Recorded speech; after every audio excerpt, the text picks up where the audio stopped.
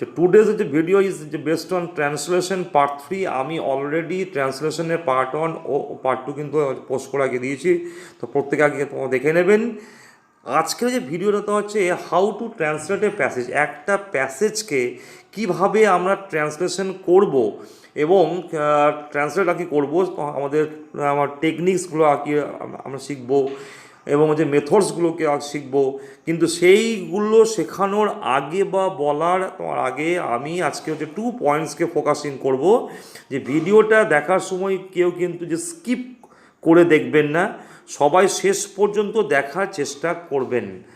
আর যখন কেউ এই চ্যানেলটিকে সাবস্ক্রাইব করবেন তখন কিন্তু কমপক্ষে 2-3 মিনিট দেখার পরে সাবস্ক্রাইব করবেন এবং বেল আইকনটাকে কিন্তু যে ক্লিক করবেন।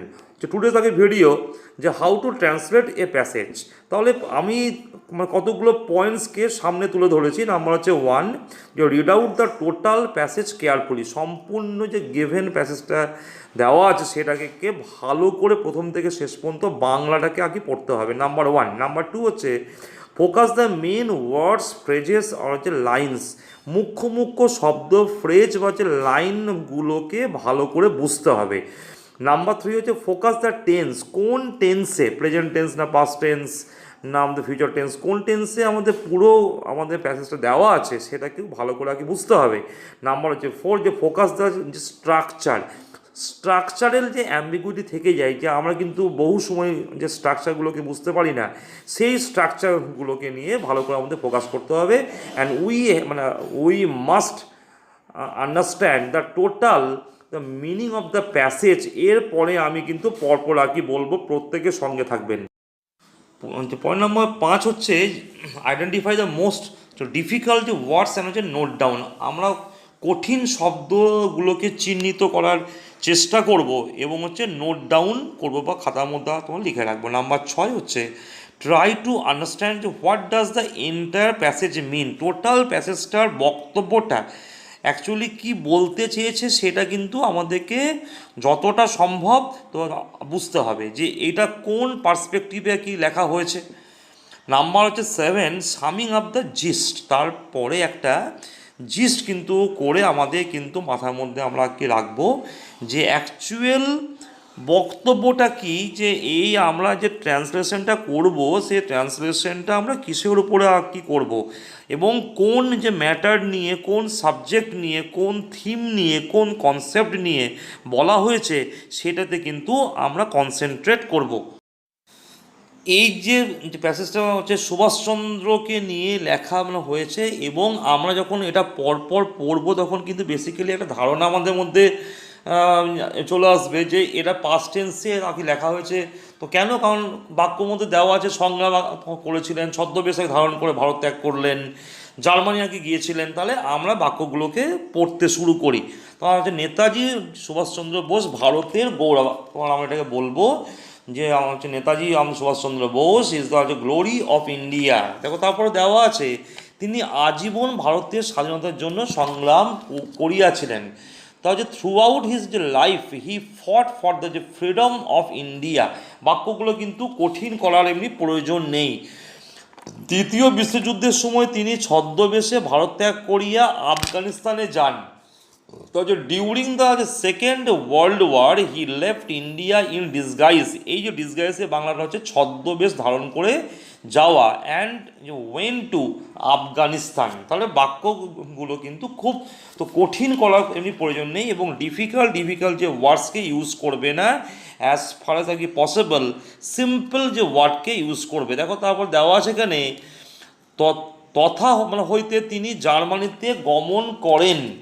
From there he went to Germany, জি হচ্ছে ক্যাপিটাল, জার্মানি থেকে তিনি পূর্ব এশিয়ায় আসেন ও আজাদ হিন্দ ফৌজ নামক একটি যে বিরাট ভারতীয় বাহিনীর নেতৃত্ব গ্রহণ করেন। From Germany he came to East Asia and took the command of a large Indian army named Azad Hind Fauj. ঠিক এইভাবে সিম্পল করে লিখবে। এই বাহিনীর সাহায্যে ভারত থেকে ইংরেজদের বিতাড়িত করাই তার মুখ্য উদ্দেশ্য ছিল। হিজ মেন অবজেক্ট বা বলবে his main target was to drive away, এই ড্রাইভ অ্যাওয়েটা মানে কি তাড়িয়ে দেওয়া, দ্য ইংলিশের capital the English from India with the help of this army. ঠিক তারপরে এখানে দেওয়া আছে তাহার আহ্বানে দলে দলে ভারতীয়গণ এই বাহিনীতে যোগদান যে করেছিলেন। কী হবে এখানে, যে রেসপন্ডিং টু ইস কল, তার মানে কি তার যে মানে সাড়া, তার ডাকে সাড়া দিয়ে ইন্ডিয়ানস আই ক্যাপিটাল, ঠিক আছে, আমরা এখানে বলবো ইন লার্জ গ্রুপস জয়েন্ট। তারপর দেখো এখানে দেওয়া আছে আজ ইংরেজ ভারত ছাড়িয়াছে, দেশ ছাড়িয়া দেশ আমাদের স্বাধীন হয়েছে, তার স্বপ্ন সফল আগে হয়েছে, কিন্তু তার নেতাজি আজ হচ্ছে কোথায়। টুডে ইংলিশ হ্যাভ যে left India, the country has become free and is dream has been realised, বা আমরা এখানে বলতে পারি তা হচ্ছে ফুলফিলড। বল যে হোয়ার ইজ নেতাজি টুডে, তার মানে বাক্যগুলো কিন্তু প্রচণ্ড কঠিন কিছু নয়, কিন্তু মেন হচ্ছে ফোকাসিং হচ্ছে পয়েন্ট কোনটা, তা হচ্ছে যে ভারতের তোমার হচ্ছে গৌরব, দ্য গ্লোরি অফ ইন্ডিয়া, ধরো সংগ্রাম করা, তুমি এখানে কী বলছো, fought for the freedom of the country or India. ধরো তুমি এখানে বলছো তা হচ্ছে যে ডিসগাইজ, ছদ্মবেশ তোমার ধারণ করা, ঠিক আছে। ধরো তোমার এখানে বলছো যে command of a large Indian army. আমার বক্তব্য কী হচ্ছে, যে রেসপন্ডিং টু দ্য কল, যে লেফট ইন্ডিয়া, তাহলে এইগুলো কিন্তু বেসিক টেন্সের উপরে যে গঠিত স্ট্রাকচার, তোমাদের কিন্তু প্রথমে টেন্সটা ভালো করে বুঝতে হবে, কোন ধরনের যে আমাদের ফর্মে দেওয়া আছে, আমাদের স্ট্রাকচার সিম্পল যে সেন্টেন্স, না কমপ্লেক্সে না কম্পাউন্ডে, অ্যাসার্টিভ না হচ্ছে নেগেটিভ, হ্যাঁ, বা আমাদের এক্সক্লামেটরি, এই স্ট্রাকচার সেন্টেন্সের সিনট্যাক্সটাকে ভালো করে বুঝতে হবে, টেন্সটাকে বুঝতে হবে, কিন্তু সিম্পল ওয়ার্ডকে ইউজ তোমরা করবে, যেন কোনোভাবেই বাক্যটাকে গঠন করতে গিয়ে কোনো ধরনের তুমি গ্রামাটিক্যালি ভুলটা না করে দাও। তুমি একটা সাপোজ যে ডিফিকাল্ট যে মানে একটা যে সেন্টেন্সকে ফর্ম করতে গিয়ে বাক্যটাকে ভুল হয়ে গেল, তাহলে কিন্তু তার থেকে ভালো তুমি সিম্পল যে ওয়ার্ডসে লেখো, এবং বাক্যটা কিন্তু ছোট করো, যেন বাক্যটা ভুল হওয়ার চান্স কম থাকে। এইটা হচ্ছে আমাদের বক্তব্য। প্রত্যেকে কিন্তু এটাকে মন দিয়ে শুনে এইভাবে কিন্তু লেখার চেষ্টা করো। আমি নেক্সট আসছি প্যাসেজে। আচ্ছা, তাহলে আমি তোমাদের যে প্রথম যে প্যাসেজটা বলেছিলাম যে ইউজ সিম্পল ওয়ার্ডস, সরল বাক্যকে তোমার ইউজ করো, and use and or frame simple sentence. বেশি হচ্ছে জটিল করার বাক্যগুলো প্রয়োজন নেই। আমি আসছি আমাদের সেকেন্ড আমাদের প্যাসেজটাতে, যে রবির বাবার তাহলে রাজার হচ্ছে মতো ধন সম্পত্তি, তাহলে Rabi's father was rich like a king, অভাব নেই কিছুর। সো যে Rabi had no want, WANT, এই ওয়ান্টের বাংলা কিন্তু চাওয়া হয়, কিন্তু আবার যে আমাদের স্কারসিটি বা ডেফিসিয়েন্সি বা ঘাটতিও হয়, তা না থাকলেও যে রবিকে থাকতে হয় খুব সিম্পলভাবে। কী হবে এখানে, যে still he had to live a simple life, কাপড় জামা পরেন সাধারণ রকমের, মিনস হিজ ক্লোথস যে ওয়্যার অফ দ্য অর্ডিনারি হচ্ছে কাইন্ড। বা তুমি এই বাক্যটাকে অন্যভাবে ফর্ম করতে পারো, যে হি ওয়্যার্স সিম্পল যে গার্মেন্টস, জুতোর মধ্যে শুধু এক জোড়া চটি। কী হবে, and for shoes he had only a pair of the slippers, SLIPPERS। জামার পকেট নেই, কি বলতে হবে তোমার এখানে, দেখো এখানে কি বলছে, জামার পকেট নেই। আমি লাইনটা তোমার এখানে চলে যাচ্ছি, যে রবি একদিন জামা পরতে গিয়ে দেখেন জামার পকেট নেই। ওয়ান ডে হোয়েন যে পুটিং অন, এই পুট অনের বাংলা হচ্ছে পরিধান করা, যে পুটিং অন এ কোট, কি বললাম, যে ওয়ান ডে হোয়েন যে putting on a coat, COAT, he noticed that it had no pocket. বা তুমি বললে যে দেয়ার ইজ যে no pocket in his coat, ঠিক আছে। অমনি রাগ করে চললেন বাড়ির দরজায় নিয়ামত খালির, যে খলিফার হচ্ছে যে কাছে। তাহলে এখানে কী হবে, অ্যাট ওয়ান্স বা লিখবো immediately he went in an angry mood to Niyamat the family হচ্ছে tailor and said what sort of coat is this. দেখো এখানে দেওয়া আছে খলিফার তোমার কাছে গিয়ে সে বলল, এ কি জামা তোমার করেছো খলিফা, পকেট তো কোথায়।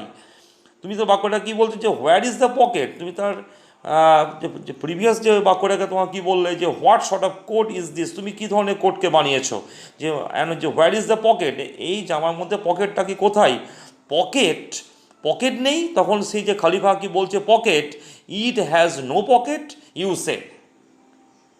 তারপর খলিফা মুচকি মানে হেসে বলল ও, এখানে কি হবে, আমরা তোমার বাক্যটাকে এইভাবে ফর্ম করব, দেন দ্য টেলার অ্যাডেড যে উইথ এ স্মাইল, নিয়ে বলবো I must have forgotten it. Actually তোমার এখানে তোমার দেখো ভুলে গেছি, তাহলে আমরা কিন্তু কে ভুলছে, তা হচ্ছে আমাদের খলিফা, তাহলে আমরা আমি বাক্যটাকে এইভাবে ফর্ম করব যে আই মানে এখানে কে, এবং কিন্তু তোমরা বাক্যটা কিন্তু অবশ্যই লিখবে হচ্ছে কোটেশন দিয়ে, I must have forgotten it, এমন ভুল আর যে কখনো কি করো না, don't be so forgetful again, আমার এইসব জিনিস এখন যে রাখি কোথায়, যে where am I to put this things of mine, এই বলে কয়েকটা ভাঙা কাঁচ গুলি ও পাথরকুচি এইসব অমূল্য জিনিস দেখালেন।